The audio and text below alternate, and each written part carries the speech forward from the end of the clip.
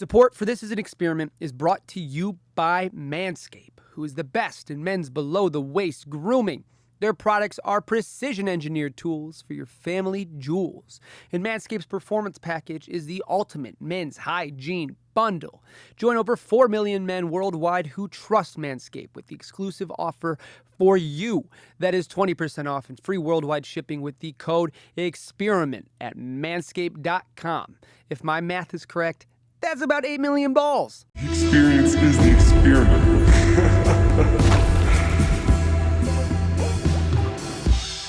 Today's guest hails from Dallas, Texas.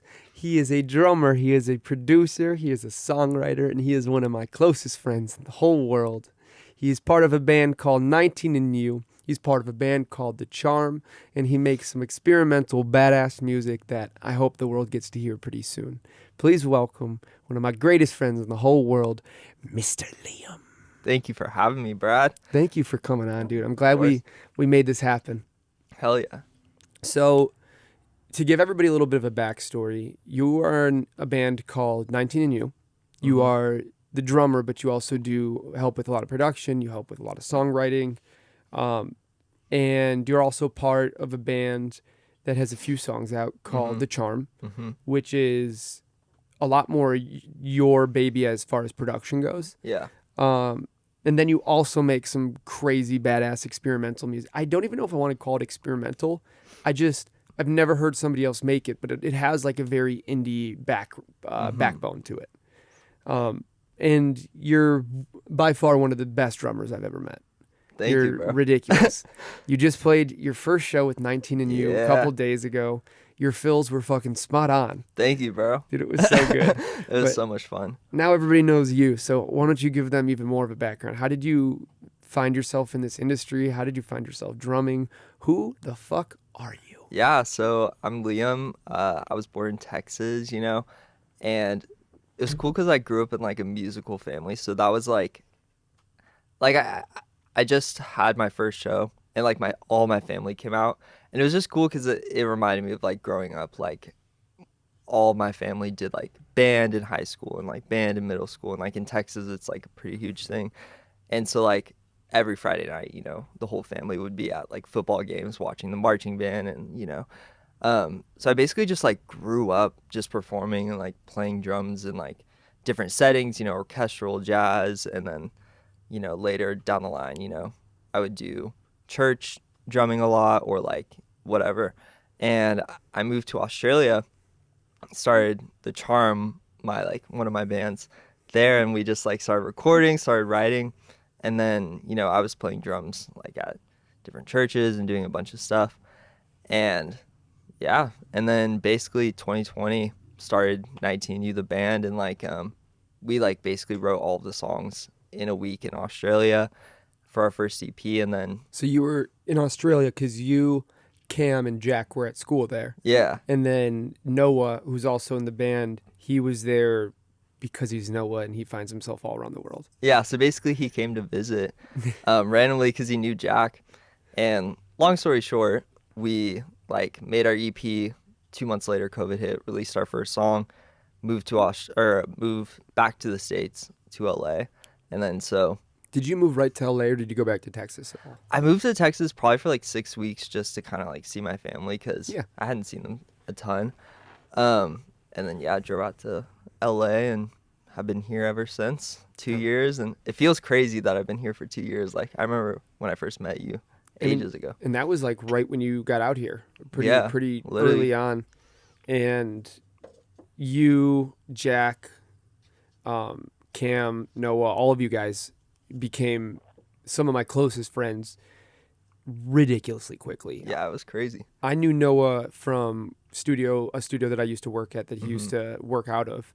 And then he rented my bedroom when the studio went down. So crazy. And then he brought all of you guys into my life, which, there's friends that you make that will always be an amazing part of your life and an important part.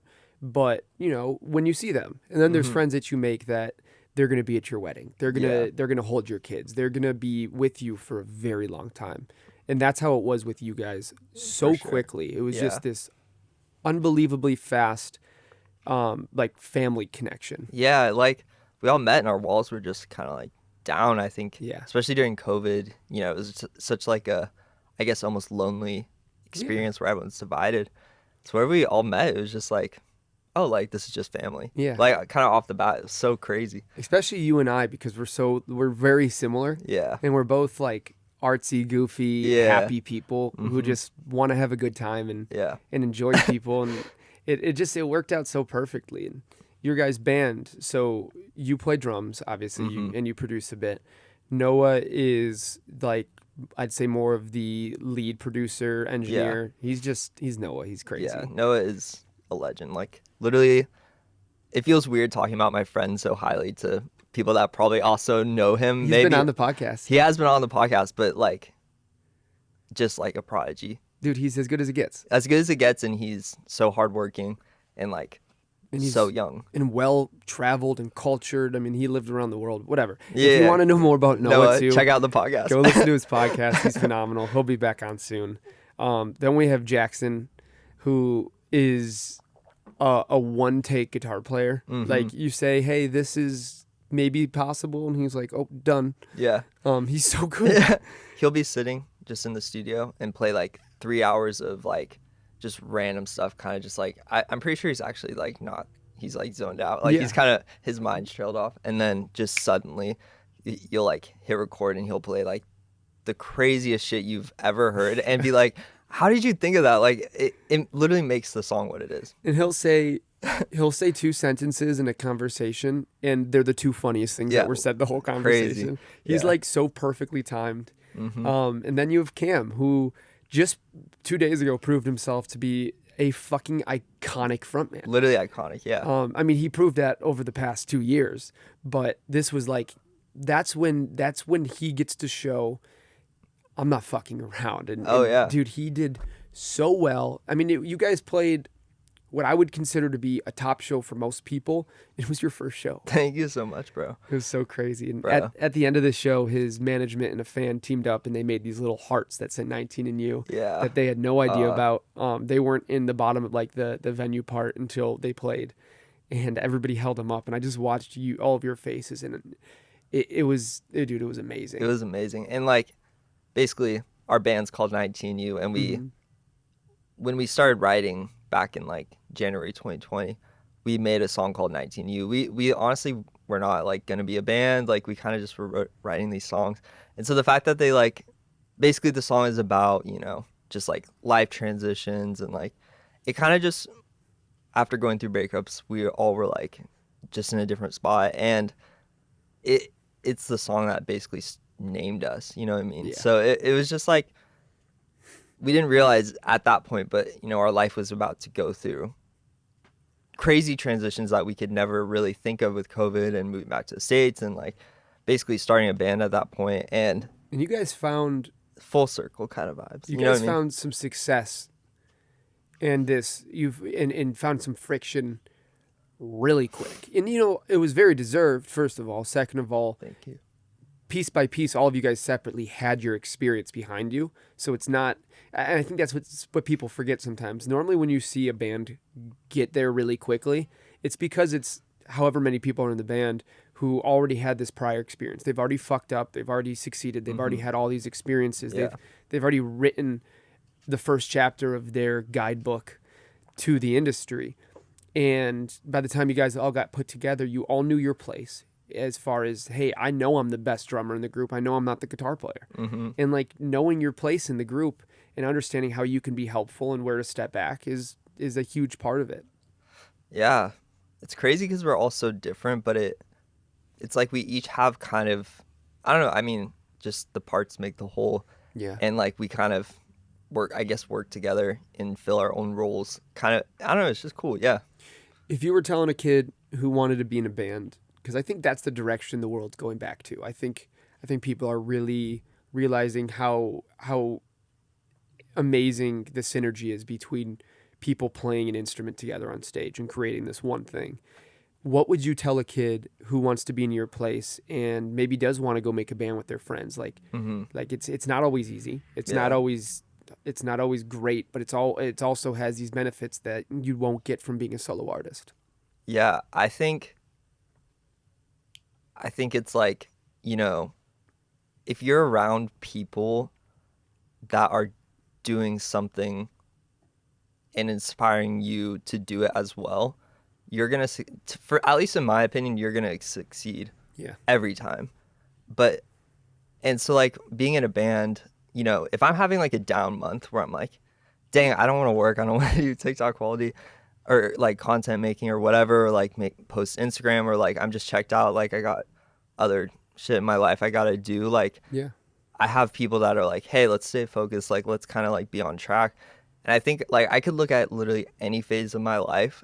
Anytime I was the most creative, I was in a setting similar to that. I had people around me that were, you know, if I like lost focus, they're still there to remind me, or we Absolutely. have a deadline, or we're working together, or like there's more skin in the game when you're like working with other people. If you're on your own, you like it's way harder in my opinion.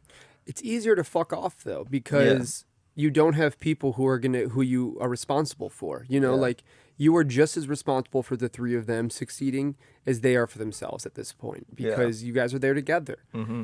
And I think the human connection, having that connection with other people in all different facets of your life is a necessary part of becoming a creative or being a sustainable creative, sustaining a career. You may be great at something, but if you can't get up every day and make more, then it's going to be really tough to keep going. And Yeah. you know, you're very lucky. You have your girlfriend Danny, who is also part of this family of ours. Like she's incredible, and she's just as creative in a whole different but also similar way. Like you guys have so much that overlaps, but so much that is necessary to have both sides of the yin and the yang. And you got the boys, and you got all these people that will not let you not do your best. You know, they're going to keep you accountable, and you're going to keep them accountable.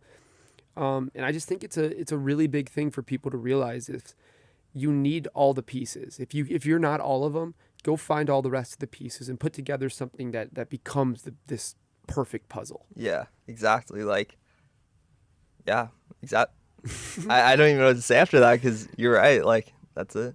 So this season is about balancing being a creative and being a constant thinker, and balancing that with being a business person, a businessman, a businesswoman, a person whose job it is to move forward outside of the creative part of it, you know, whether that's getting your team together, whether that's being the team until you have one, whether that's making the decision to give some of the responsibility to somebody else who can do it better, like I've done with Brandon. I mean, he's my band now, you know. Yeah. We are this podcast, and a lot of that comes from watching you guys and understanding how powerful it is to have something bigger than just yourself. I completely forgot where I was going with this. But I completely forgot what I was saying. I guess that happens sometimes. Maybe how to juxtapose the business part of it with the Yes, creative. Right. that's what I was saying. How to find a union. Brad's got a Shout out Brandon. shout out Brandon. So how do you go about being such an individual and a creative, and also knowing when to not turn it off, but lessen that and bring up the business side of it? How do you go about that? I think literally everything at the end of the day, it all goes down to ego. Like, I mean, like we moved here and we're working with like a lot of people. You know what I mean? We have like management, we have like just a lot of different people kind of speaking into what we're doing. And we have a lot of people doing different roles and working on something to build it from the ground up, which is like crazy fortunate. And like, there's definitely times where I've noticed like, you know, there's fights or like maybe disagreements, all this jazz. And I think at the end of the day, what I've noticed as an artist and as someone that has to work as part of a whole, you know what I mean? The thing that will always kind of trip you up is the ego. Because like, if you're, I just think about like if you're a kid and you're sitting looking at a TV and you're watching, you know, your favorite band, and that's like just blows your mind. You're like, this is the coolest thing in the world. You're probably gonna like you grow up wanting to be that. And then so when you're like later, you're sitting in this place and you're not that, but you're like, I know I could be, like, I have all these skills, I have all these things. I don't know. I think it's a culture that really does kind of could create ego problems. And I think at the end of the day, I don't know. Yeah, you get what I'm saying? Yeah, so I guess just learning how to check yourself and understanding, hey, yes, I am a creative. Yes, I am this. Yes, I am that. And there's a place for it. Yeah. But there's some times when I also have to understand that I'm not the greatest in the room. Yeah. That there are somebody who can do what I'm doing better. Mm-hmm. And put yourself in those situations. And I think that really works for both being a creative and a business person. 100%. There's times when, you need to give a little to take a little. Yeah. And there's a lot of shitty deals out there, but there's a lot of deals too where part of it is you have to give your end of the bargain so they will give theirs. Yeah. And I think it's like, in a lot of ways, if you're not willing to kind of work with other people, you're shooting yourself in the foot. Absolutely. Like, because I think the music industry is just built on collaboration. Like, any artist that is successful it has hundreds of collaborators. You know what I mean? Absolutely. And so it's kind of like you really do have to. The only way to work with people is by being super aware of your ego and like understanding like maybe there's like truth to a thought you're having or like maybe an argument, but like putting yourself aside, trying to see everyone as they are, seeing everyone's hustle, recognizing that like, people are hustling, but also knowing your worth at the same time. Absolutely. It's like you just have to be aware of both constantly with everyone you meet. Yeah. Because, this person could add something to your project that you would never expect. I don't know, you know what I mean? And that could benefit their life as well. But if you're like too good for them. Trust me, I live for the experiment. But there is one place in my life that I don't want to be an experiment. And that's when trimming my balls. Luckily, the Performance 4.0 package is here. Inside this package, you will find the Lawnmower 4.0 trimmer, the Weed Whacker ear and nose trimmer, the Crop Preserver ball deodorant, the Crop Reviver toner, the Performance boxer briefs, and a new travel bag to hold all of your new favorite things. I needed the Lawnmower 4.0 so much more than I ever realized. This thing has a ceramic blade to reduce grooming accidents, all thanks to their advanced skin-safe technology, a flashlight so I can actually see where I'm trimming. And not only that, but this thing's waterproof, so I can trim just about anywhere. I love this thing, and I love the whole 4.0 package, from the lawnmower, the weed whacker, the crop preserver, the crop reviver, and all the free gifts they threw in. Trust me, fellas, your balls will thank you. Get 20% off and free shipping with the code EXPERIMENT at manscaped.com. That's 20% off and free shipping with the code EXPERIMENT at manscaped.com. Unlock your confidence and always use the right tools for the job with Manscaped. So I talked about in a different episode the dichotomy of being a musician and is it more useful to walk in confident and talented, or is it more useful to walk in quiet and talented? You have the Kanye West's and a lot of his career, I mean, he's got the talent to back him up, but a lot of his career is this ego that he uses to propel him. And then you have these artists who walk in the room who are as good as it gets but won't say a word, and they're just nervous the whole time. And like, the line is not drawn between them based on talent. It's so all over the board. Do you think one is more important to the other, or do you think there's a certain amount that where's the balance? Is it 50-50? Is it more? Is it less? I don't know. I guess it's probably just different for everyone. At the end of the day, there's going to be some kid that just has the craziest ego and he's going to get a ton of clout and like, you know what I mean? Whatever. Not saying Kanye's a crazy kid. I'm just saying, maybe He's a that crazy kid. He was a crazy kid. He also worked his ass off and Absolutely. like got himself in every room. And like, if he, in a way, like, he believed in himself so much, which I guess you could see that as ego.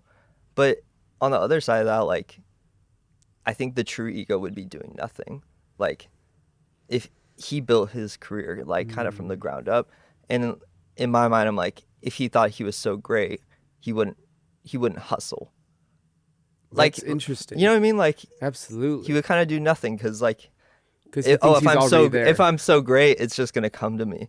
So I guess like in my mind, Wow. I've never thought about it like that. That's a crazy way to go about it, like incredible way, because it really puts into perspective what is confidence and what is ego. Because you're right. If he, part of it is this confidence where he believes that he can make it. Therefore, he's going to go tell everybody he can. But also, if he was so confident, so overly involved in his ego, then yeah, maybe he wouldn't have made moves because he expected that people will move towards him no matter what. That is so interesting. yeah, So maybe he does have this self-doubt in the back of his head. He's just not willing to say it out loud. yeah, or maybe he just grew up in a culture, or honestly, I can't speak on Yeah. his early life, but maybe he just learned to work hard, and I don't know, and that was just like a core part of who he is. I don't know.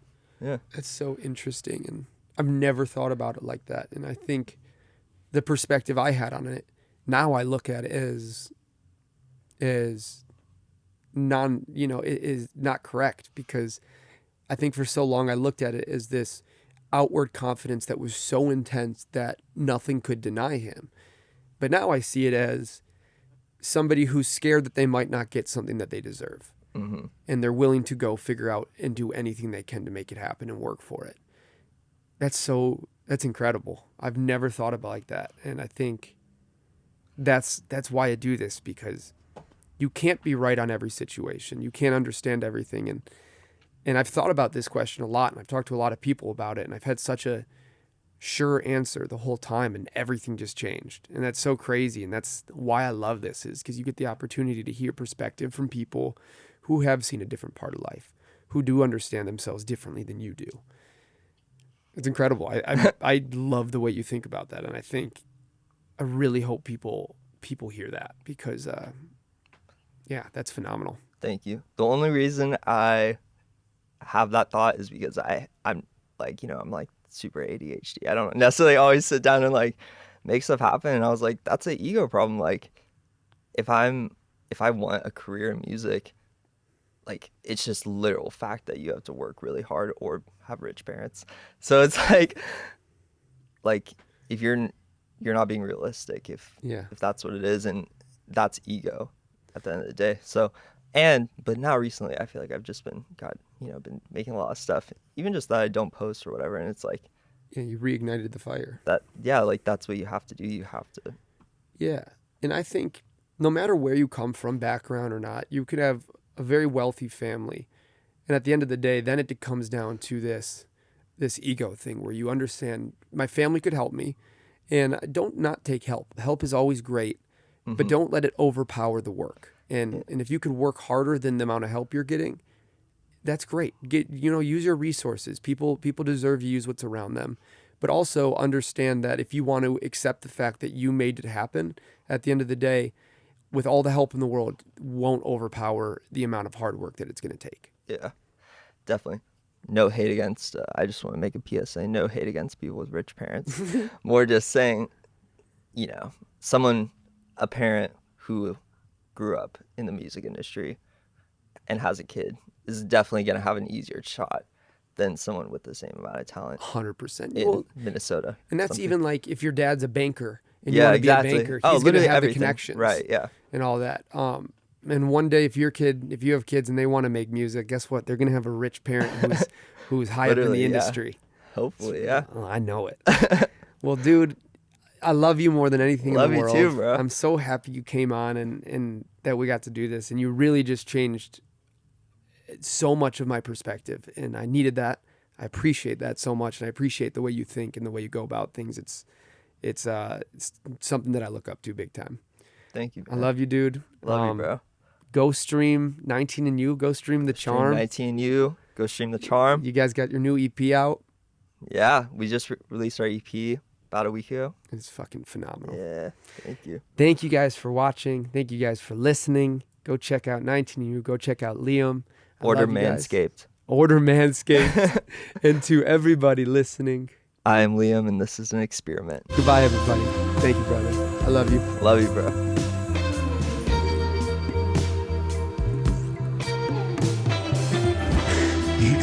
Experience is the experiment.